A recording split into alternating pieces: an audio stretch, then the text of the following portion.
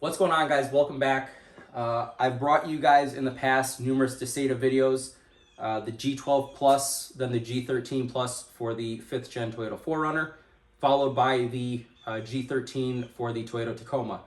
Today we're doing a different video in the sense that we're not focusing on Toyota, but Chevy. I am installing a G13 on my buddy's Chevy Silverado. So similar to the G12 and G13 for the 4Runner, this unit has, you can see here, 8 gig and 256 for the onboard memory. It's got the Qualcomm 665 chip. It has the DTS for the audio, so the dynamic theater sound, so you get that nice crisp audio. It's the real deal. It's got an inclinometer, so if you go off-roading, it'll show you your angles. It's pretty sweet. It has an 11.6 inch screen, and on top of it, it's compatible for 2014 to 2019 Chevy Silverados. Additionally, we purchased this camera because when you go from the tiny screens that the Silverado comes with to an 11.6 inch screen, the camera that's on here, it's not good of quality or as good of quality. So when it blows up on the 11.6 inch screen, it's gonna look really grainy. So bought this from Dasaita. It's the B83. My buddy has a 2018 Silverado, and this will essentially blow up the screen to 1080p. That way he can really see clearly with that screen and take full advantage of it. So what we're gonna do now is I'm gonna open the box, show you guys all the contents inside both of them. We'll get to the disassembly of the original unit, and then we'll go ahead and install the new one in the vehicle, and then I'll show you guys a few features of it. All right, guys, so looking at the contents in the box, we're gonna start out first with the G13 and then go to the reverse camera.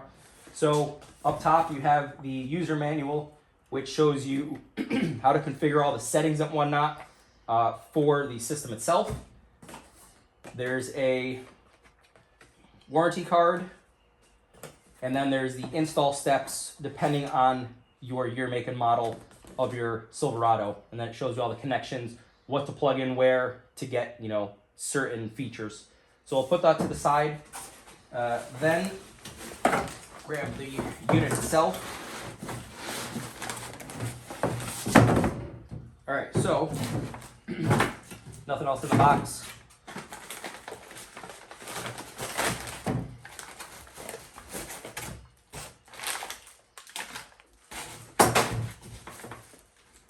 All right, so you got some pry tools and zip ties to make sure everything's neat as far as wiring goes. Put that to the side. You have 3 bags. These are all accessories, cable, and power cables. So what I think, without having looked at any of these, is depending on your year and what style head unit you have in there right now, it's gonna depend which bag you open and use. You might end up opening a few of them, but you probably are not gonna use every single wiring harness and everything that's in these bags. So I'm gonna put those to the side, and we'll identify later on which ones we need for this install. Now, looking at the head unit itself, I told you guys it is a 11.6 inch OLED touchscreen. So you can see it's quite massive compared to what he has. You'll see when we get in the car. It's quite the upgrade. You have your temperature controls. You have some quick buttons to access, home screens, radios, your phone, and other media. And then you can see much smaller compared to what we're gonna end up taking out as far as the back goes. Dasaita's really done a good job of shrinking all their tech. It's very lightweight. You can hold it with 2 fingers. Should be a fairly simple install. So put that to the side, and then I'll show you the 1080p reverse camera that we're going to be installing in the lift gate, the back hatch, if you will, to get that 1080p. So again, warranty card, power cables, video cables, and then the actual mechanism itself. So just going to show you guys one thing. This right here will replace the actual handle. Turn on the lights again.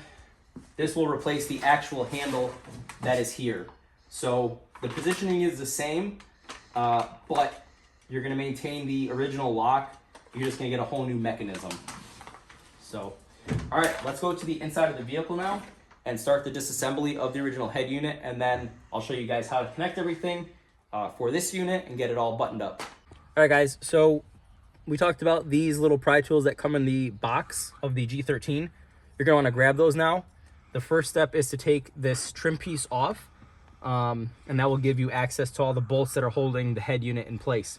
So the way that I like to start this is I'll take the thin end of the trim piece removal, I'll stick it right under the vent, and then simultaneously with the other one, go through the bottom portion.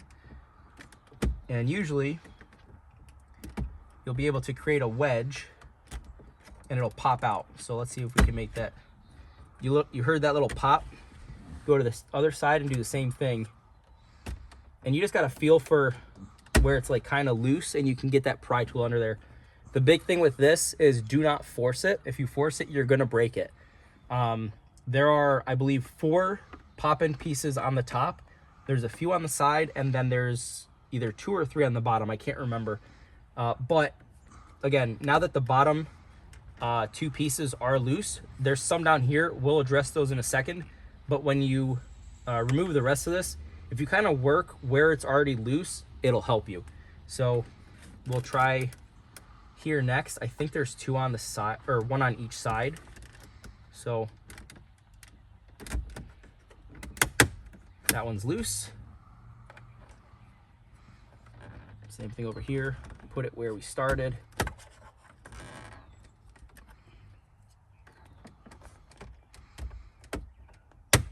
That one's loose.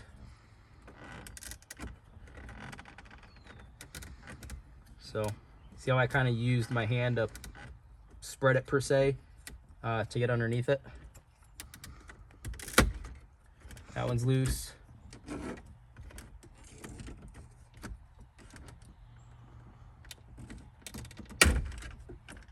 That's loose. And now we have the bottom. That's one.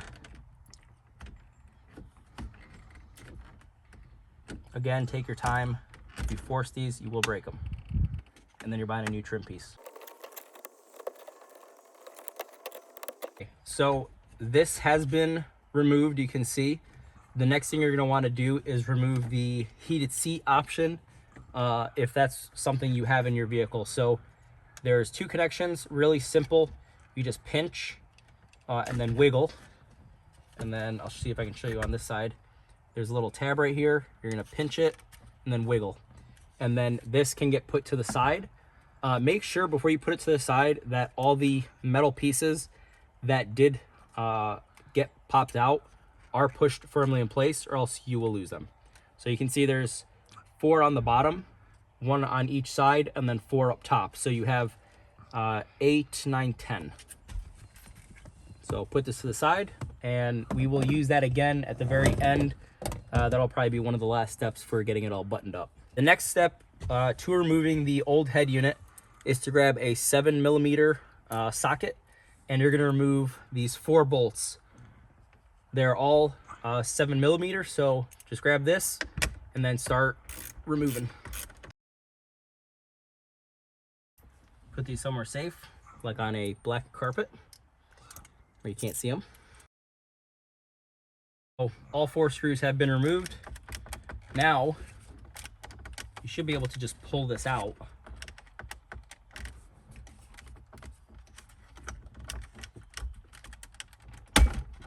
So you got those plastic pop-in pieces that are holding it in place. So now that that is removed, we're going to remove these 2 connections up top that give power to the unit. And then we're going to remove the temperature control plug. So just 3 plugs here, and that is the removal of the head unit. The next step is we're going to remove the archaic CD slot port. So same thing, you're going to remove these 2 7mm screws. Now this should just slide out, and then we'll remove the 1 connection that is providing power to it.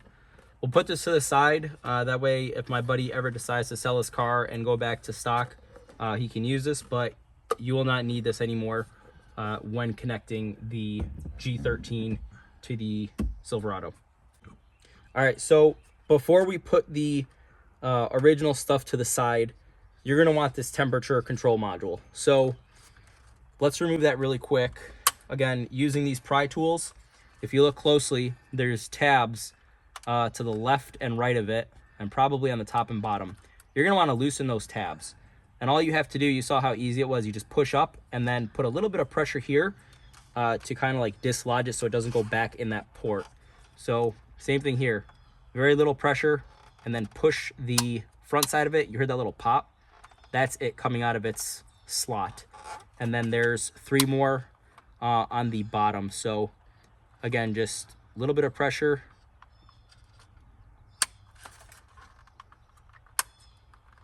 Might need to hold the bottom trim piece so that they don't pop back in, because it's hard to get all 3 out at once. And then there's also some on the other side up top. So same thing, a little bit of pressure. And it might be easier if you work from one side to the other. Yeah, definitely easier. So don't do top and bottom first, do the side, and then kind of walk it, you know, as you make your way down. So that was pretty easy. Now we can put this old unit to the side along with the CD reader, and we'll retain this. We'll actually bring it to the back of the truck and we'll put it in the G13 where there's that slot for it. All right, so we're gonna put this to the side for later. I'm just gonna recap what we've done so far and what the next steps are. So that's the original radio. We removed the trim panel. We removed the 4 screws. We removed the screen. We removed the 2 screws to that CD adapter or the CD reader. We removed the CD reader.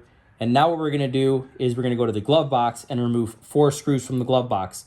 What that will do, once we remove the glove box, we'll gain access to the camera harness. That way, when we go and put the new camera in here, everything will work and it will read properly. So again, we're gonna go to the glove box and do some removal of screws and a couple bolts, and then we will gain access to the camera and we'll throw that camera adapter in.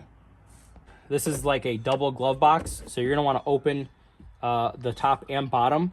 Now, I don't know what size Torx screws these are that come with the vehicle, but I went in my toolbox and was testing out all the Allen keys, and one of them does fit and it is able to loosen these bolts. So if you have a hex or an Allen set, I would maybe use these unless you have the Torx heads. Then I don't know what size it is, but you should be able to remove them either with, you know, either or. So we're gonna remove this screw here, and then there are some up top. There's one here and one here. You're gonna remove those 4, and then I'll show you the next step. But yeah, you can see this fits in there and it does remove them. So don't freak out if you don't have the correct screwdriver to remove these. You can get away with an Allen key. I'm now going to take those 4 screws, put them to the side along with the Allen key.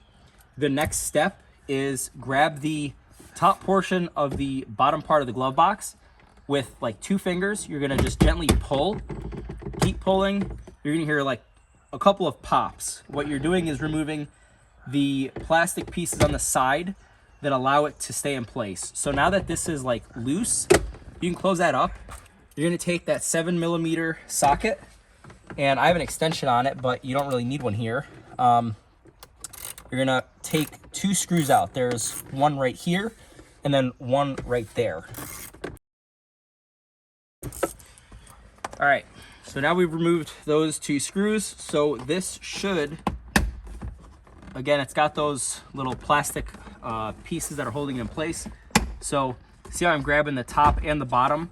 You wanna just kind of guide it out of its home. And then if you close it, you'll allow the springs to kind of collapse on themselves. And this one has a USB, so we're gonna just disconnect that really quickly. So this is an optional step that I recommend you do. There are 2 additional screws holding this glove box in place. They are at the bottom.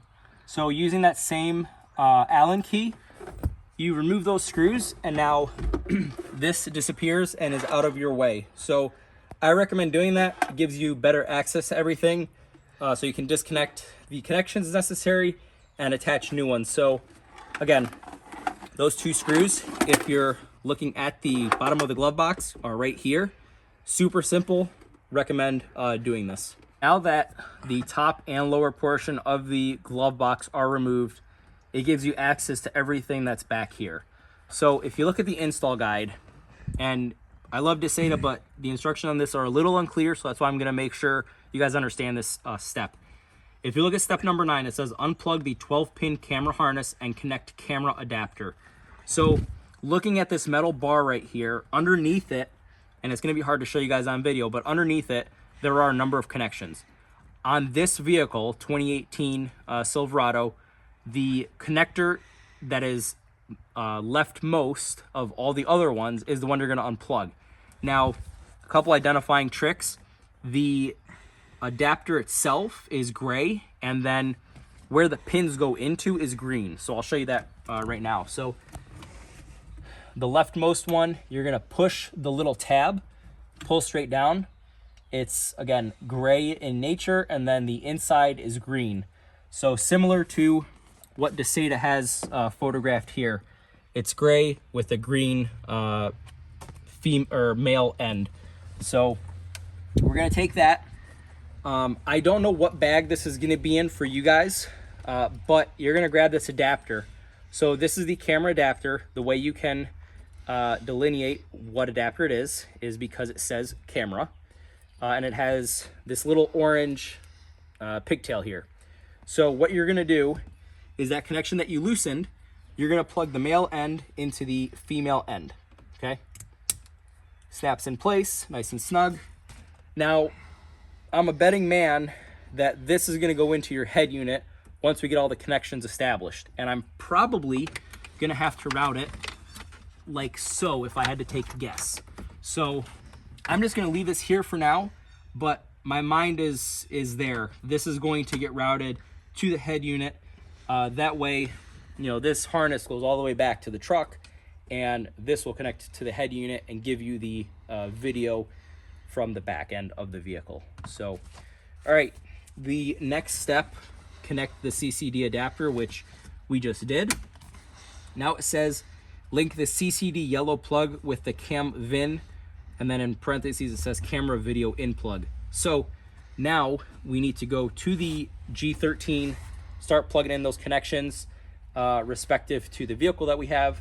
And then once we have those connections established, we will then route this through the dash and plug it into the G13. This step is fairly important because if you don't follow it, you might get lucky, you might not, and you're gonna end up wasting time. So now that the front end is disassembled, now we have to figure out what harness we need for the G13 for the Silverado, and how do you properly identify that. So if you look here, this is the top portion of the glove box, okay? There's a bunch of codes on here. What we need to do is identify the proper RPO code. So we've already removed the glove box. There's 2 labels on each side, or there's 2 labels in the glove box. The one on the left-hand side, you're looking for a specific code. It's either gonna be IO3/4, IO5, or IO6, or IOB. We know that my buddy's head unit is this one, so it's probably IO5 or IO6, but we need to make sure because that is going to drive what harness we use. So if you look over here, you're looking for one of those codes, IO3, 4, 5, 6, or IOB. And over here, there is IO5. I know it's kind of hard to see with the glare, but you can kind of see it better now. That is the one we have, so IO5. So, and look, it lines up with the 8-inch touchscreen that my buddy has. So it says here, IO3, 4, 5, and 6 is compatible with CB113. IOB is compatible with CB115. What's CB113 or CB115? Right here. CB113, CB115 for IOB, for IO3, 4, 5, and 6. So this is the harness we are going to use. We have the 3 bags open. I'm going to go through each bag and try to explain what we're looking at. So this bag right here labeled CB115X or CB113 are the main harnesses for your head unit. So we identified CB113 is the one we're using. A quick way to identify, at least for our situation, is the CAN bus, which is this red box, is attached to the CB113. But an easier way is just the label on the green adapter, CB113. So this is the one we're going to use for my buddy's car. This one says CB115X, and we identified that he does not have the IOB. So we're going to set this to the side. That way we don't get them mixed up. And we're going to also put the bag to the side since that's all that came in that bag. So this we're for sure going to use. Now looking over here, these are compatible for all the, the 113s or the 115s. So in this bag right here, I believe this is your GPS antenna. It might be your, it's an antenna regardless. So we're going to use this. This one's also another antenna. I think one of them is for your radio, but we'll use both of them. Now, a trick that I did for my 4Runner, you're supposed to really route these and leave them on your dash. That way they can get good reception. But on my 4Runner, what I did was I left them tied up how they are, and I put them up top here. I still have phenomenal signal in my car, but you're not looking at them every day. They're not on your dash. So that's a way to get away with having these plugged in, but not having to look at them. One thing I will say, if you are going to mount these internally like I did, don't cover up these holes. These holes are vent holes for heat dissipation and other things. So like this one, you can just put it up here and then connect it. And same with this one. They have sticky back. You can just put them up top and then plug them in. Just don't cover these holes. Additionally, in this box, this is a SIM card slot. So if you are planning on purchasing like a SIM card so that your unit always has internet, you can use this. My buddy's not going to, so we're gonna put that aside.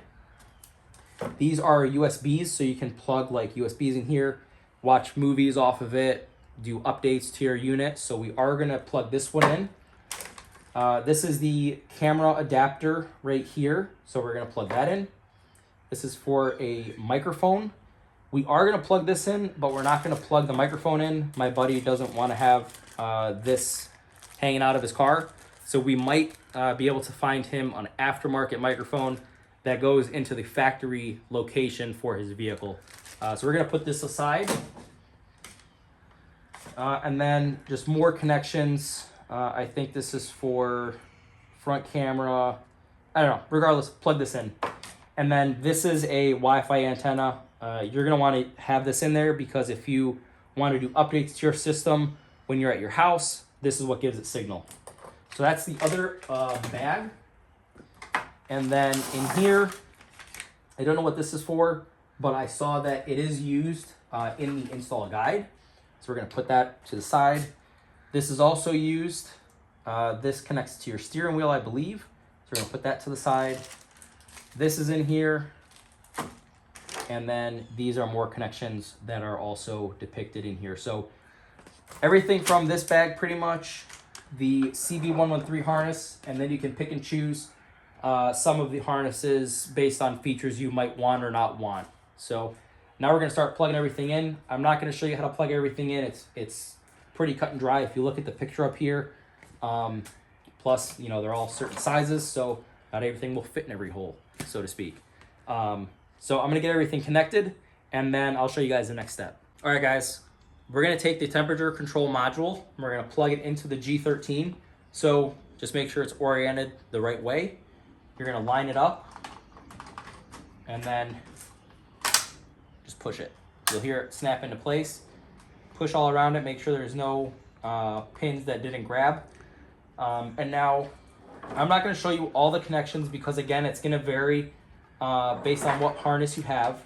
But if you look at the guide here, I'm just going to put this to the side real quick. If you look at the guide here, on the back page, it shows you where everything goes. And then on this page, based on what harness you have, it shows you what to plug in where. Just take your time. It's fairly straightforward if you reference this image and the rear one. And then if you're confused, like those right there don't plug into anything. That's why they're shown like that. They don't plug into anything if you have OnStar. So you can kind of look at the harnesses and decide what needs to and what doesn't need to be plugged in. And then like for some of these images, they're zoomed in so you can see better. So now we're going to still leave the head unit here. We're going to leave it in a way that it can't fall. And we're going to complete this checklist here. So the last thing we did in the car was we connected that CCD adapter in the glove box. Now we need to prep the vehicle so that it can accept the camera in. So we need to move that yellow wire through the front dash into the area where the head unit pops into place. That way they can plug in. And then we have to remove a screw from the steering wheel and do a few things with the steering wheel. So right now we'll route that wire into the head unit cavity, and then we'll do the steering wheel thing. And then once all that is done, we'll get this pushed in and plugged in. So this is that wire that we put in initially. So there's no easy way to describe how you're gonna do this. You're just gonna stick this through here, stick your hand through the other side of the cavity, and you're gonna go fishing. So it's really not that hard. You can see that now that wire is pulled through, which is what you want. So now when we put our head unit in here, this will plug into the camera in, and you'll have the connection for the camera in the rear of the vehicle. All right, so now that that's done, it says remove the screw from the steering wheel. So we're gonna have to go under the steering column, remove a screw, detach the plastic handle from the tilt lever, pull downward and remove the lower cover. And then it says unplug the harness and connect SWC adapter, which is on the head unit. So we're gonna just disconnect the harness and we'll leave it hanging. And once we get the head unit plugged in, we'll route that through and make the connection. So let's go do that. I did not record the removal of the trim pieces for the steering wheel, and I'll show you why in a second. But looking at this instruction guide, you're gonna remove one screw. My buddy's car, for whatever reason, did not have that screw. So delete that step. Now you're gonna detach the plastic handle from the tilt lever. So what I found works for me and it made it easier. There's two levers here. This one is your tilt for the steering wheel. This one allows the steering wheel to go in and out, closer or further away. I turned this so that it was loose and I could adjust it, and then I pulled the steering wheel out as far as I could, and then I locked it in place. It just gives you more room, and this is not super close to the dash itself. Now, to remove this, there is nothing holding it in place. Stick your finger behind it and pull. Make sure there's nothing behind you because you might go flying, but this just pops out of place. So put that to the side. Then with these things right here, you're gonna finagle them in between here. There's no easy way to say it. You're just gonna have to feel around, put some tension on it, and eventually they will pop apart. So you're gonna take the top off, put it to the side with that tilt lever, and then the bottom should be free as well. And the bottom is the one that you really want to remove. So this one just comes out as well. And now we're gonna put this one aside too. So now we have the steering column exposed. And if you look on here, it shows you pulling that trim piece off. And then it says SWC adapter. Unplug the harness and connect to the SWC adapter. Okay, this is another portion that is a little difficult to record based on the angles and the fact that you are under the driver's side footwell. So you see here, it says unplug the harness and connect the SWC adapter. So that harness, it's kind of hard to see. It is right back here. There is one little piece that you're going to push, and then it just slides out. So if you need to, you can maybe move this a little bit, but you're going to essentially move this to the side. And now this is where we require the head unit here to start plugging stuff in. So we're just going to leave this disconnected. We're going to go grab the head unit. But before we do that, there's one easy thing we can do here, which I will show you next. And then we'll get the head unit and start plugging connections in. This little thing right here is your factory DVD bypass adapter. So if you look back here, this is where we removed the head unit. This is just kind of hanging out. All you're going to do is plug this in and then throw it to the side. So that step is done. Now we can actually get the G13, bring it over here, and start hooking crap up. This is that SWC adapter. So this is going to connect into the portion under the steering column that got unplugged. So that end goes in here, and then this goes into the column itself. And then this will function as your bypass. Once that is plugged in, you can close up your steering wheel column. And then, so obviously you need to route this through here, and it'll come up through there. And then this will sit under that trim piece. There will be space to accommodate this. And then, you know, I'm not going to show you guys all the connections because, again, people watching this will have different style Silverados, whether they have the CB115 or CB113.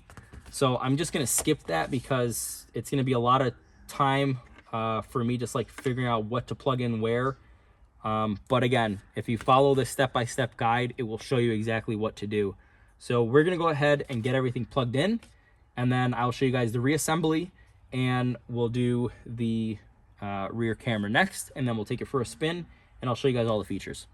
Okay, that wire, what we did was this right here. If you pull, there's metal clips right here that just hold it in place.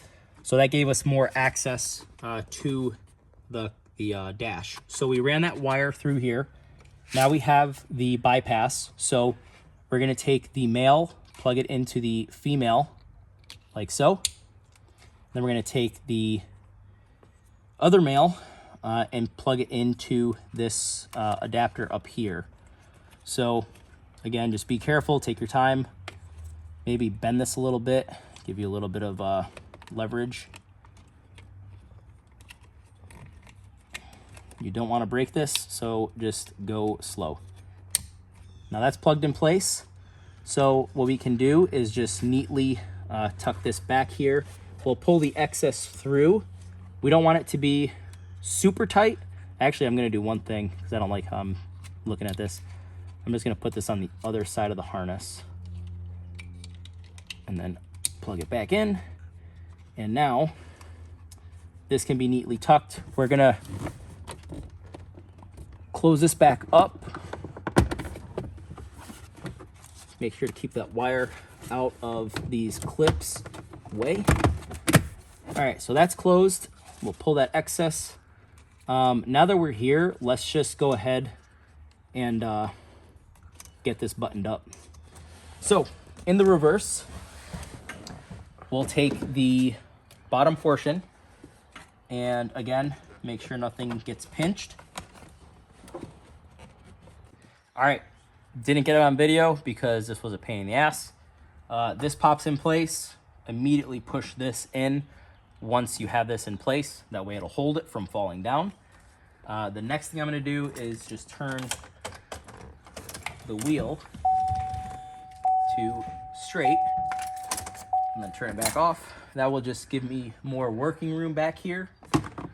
So this, you're just gonna pop in right here. So line everything up, don't force it. It should be a fairly simple plug and play kind of deal. If at any point in time you're like trying to force something to go in, you're probably wrong and you're going to damage something. So just take your time and it eventually will all plug in. All right. I will say one thing. There is a lot of wiring that goes behind this unit.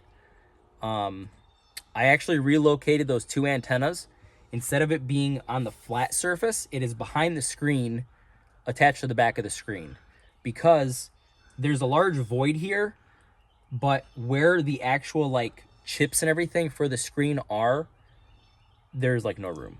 So my recommendation to you guys, because I could not get that on video, there was way too much wiring that I had to finagle and whatnot. What I recommend for you guys is the large 8-mile long strand of wire, like the main harness, that save that up top. Behind the screen is nothing, okay? So save all the big, long wire for the back of the screen. Now, all the wires that come off of the back end, so to speak, so perfect, I can show you guys. All right, this really long wire right here, that is what I'm talking about. Save that for up here. If you tuck it back here, you got a large void. Now, all these that plug in to the like thing that comes out the back, tuck those down. So tuck all these down, tuck this one up, and you should have room. What I want to emphasize is do not try and force it, because this is an OLED screen, and if you bend the screen, you will damage it and it will be trashed. So take your time. You definitely need 2 people for this step. I think my friend will agree. But take your time. It took us like probably 15 minutes just to get it situated. We didn't want any wires to be, you know, behind these screws or, you know, in the way. The other thing that we did, that speaker for your turn signals and your warning, we actually routed it through this right here, and it sits, I don't know if I can grab it and show you. It sits back here. Yeah, this thing right here. So just route it through here and then find a home for it. We are going to zip tie it, that way it doesn't rattle. But that is for your turn signal indicators, as well as like if you leave a door open, it'll chime, that way it lets you know. Alternatively, if you want to delete your like seatbelt chime or your turn signal chime or your like, hey, your door's open chime, don't plug it in. I'm not saying that's a good thing to do, but you have that option. Okay, so we put those 4 bolts. Let me turn the light on so you can see. Put those 4 bolts on. The unit is now in place. Don't forget your temperature module. Don't forget to plug that in, because if you do, have fun taking it back apart. The next thing to do is plug in the heated seats over here and then push the factory trim back on. So I will try to record it. I know that there's probably glare in the screen. Have some patience. But yeah, plug these 2 in. And one thing you can do, before you get everything buttoned up and like bolted, I recommend you have somebody get in the car, start it, and put it in reverse. Even if you don't buy the 1080p camera, do that step anyway. Actually start the car. Don't just turn the key and check. Start the car and make sure that something is displayed. That way you know that your connections are good for the camera. If you don't do that step and you get to the very end and it doesn't come on, have fun doing this all again. So yeah, just take your time, make sure the connections are good, and then make sure the camera works in reverse. Plug the heated seats up, tuck the excess wire back here, and then just carefully, again, don't force anything, start finding the home for those clips. This is my buddy's car, so I'm going to take a little bit extra time, because if I break it, I buy it. Once you get the side ones in, it tends to go much easier, because those can throw off the whole top and bottom. All right, so as you saw, nothing broke. I'm going to get the glove box reassembled. I will record it so you guys can see it. Remember, because we took the bottom piece out, we have to screw those 2 screws in the bottom, and then we'll put the 4 screws here, and then those 2 weird ones, the Allen head ones, and then this will be assembled. And shout out to Amazon for delivering my package. All right, guys, I told you to plug in your USBs and keep those. So a good spot for these in the bottom glove box, if you do what I did and removed it, there are 5 slits. Because this cord is shorter, if you put it, you're gonna have to force it through here because it's a little wider than this entry, but it'll come out right there, and it does not impact opening and closing. But the reason why you wanna run this here is if you wanna do updates and you don't wanna connect to Wi-Fi, you plug a USB in here and you do your updates. In addition, if you have a solid state hard drive, you can keep it in here, Velcro it to the side so it doesn't move, and you can have like 1 terabyte of movies right at your disposal. So your kids in the back, if they want to watch TV while you're driving, they can watch TV or whatever. You can load, music, whatever. So I recommend putting this in here and put it in the slit that is closest to the driver. That way you have more cable and it's not being wasted routing it in the back.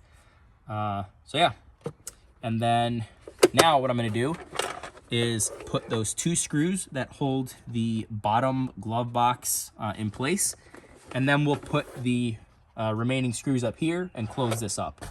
And for those that have a USB, don't forget to plug that into the top glove box before reassembling everything. All right, really quick, just so you guys are aware and don't end up with any extra bolts. So if you take the bottom glove box off, there are 2 hex heads that are right behind here. So you got those 2, don't forget those. Then you have the 4 Allen screws up top, right here, here, here, and here. And then if you remove the bottom, there's those 2 Allen screws on bottom. So you're gonna have the 4 Allen screws up here, that's 4 plus 2, that's 6, and then you have 2 hex heads, that's 8. So 8 screws if you take everything apart like I did. And now that USB is nice and long, you can just tuck that back here.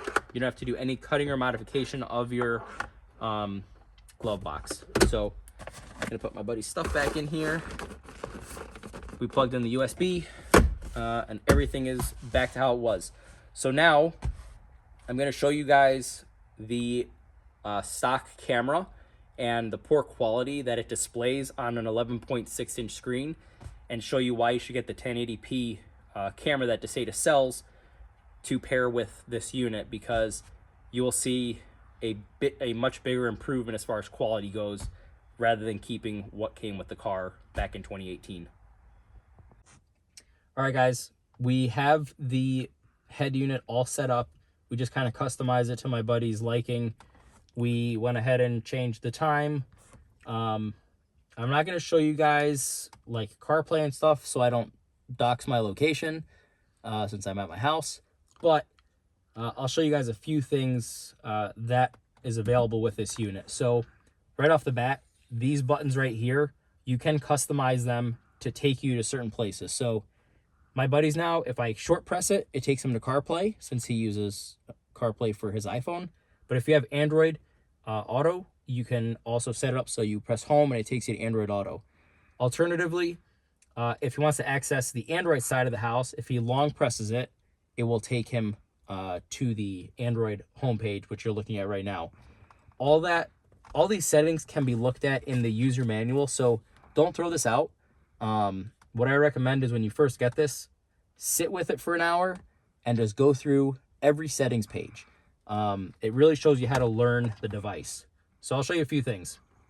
So under car, you can go to LED settings and you can change the color of your buttons here. So you pick whatever you want. My buddy wants red, so that's what we did. Couple other things. If you hold the home button, that takes him to his home page. He's got the radio on right now. I have the volume off. I will show you guys one thing that's really cool about that. So if you go to amplifier, I told you guys there was something called DTS, which is I think it's like dynamic or digital theater sound. So I'll turn it off right now, let you hear the radio, and then when I activate it, I'll show you what that chip does. The first half an hour, all Michigan State, So all Michigan State, Auburn. Okay. Now we're having some fun with a unique topic and to diversify the makes it a little palates crisper of our listening audience here. going outside the box of normal sports talk discussion here in the D, because we're giving you guys this It's power. not super noticeable when someone's just talking, but when the music is going, it does come through much crisper. The reason why I can't show you the music is if any music is playing, YouTube will ban my video. Don't ask me how I know this. I've learned my lessons. Now, a couple other things that this comes with is the inclinometer or gyroscope. So I reset it when we first got it in the car, but if my buddy, you know, takes it down a sloped hill, or if his car is kind of on a bank, these will turn and give him the correct pitch of his vehicle and yaw. Yeah, pitch and yaw, right? I think so. The other thing is you have a compass here, so that tells you what direction you're facing. Trying to think. This thing comes preloaded with a ton of apps. You know, there's CarPlay, there's Google Chrome, so if you connect to the internet, you can actually browse the internet. You can have contacts here, Gmail. You can use Google Maps, you can use Apple Maps. You really can do whatever you want with this unit. YouTube. You can buy tire pressure monitor sensors from Dasaita and put them in your wheels, and it'll actually display your tire pressure on the screen if that's something you want to do. You can run with Netflix, Hulu, Instagram while you're driving. I don't recommend it, but just a ton of things you can do. You can connect to the Google Play Store and download even more apps. This is really customizable, and as you can see, it's very, very fluid and fast. I will show you guys one thing. It's a reverse camera. I know at the beginning of the video, I showed you that we have a 1080p reverse camera. We do. We've just been making this video for a really long time today, and my buddy doesn't have 5 more hours. So I'm going to show you what the reverse camera looks like, and then in the next video, when we have time to get back together and work on his car, we're going to install the 1080p camera. So, start the car.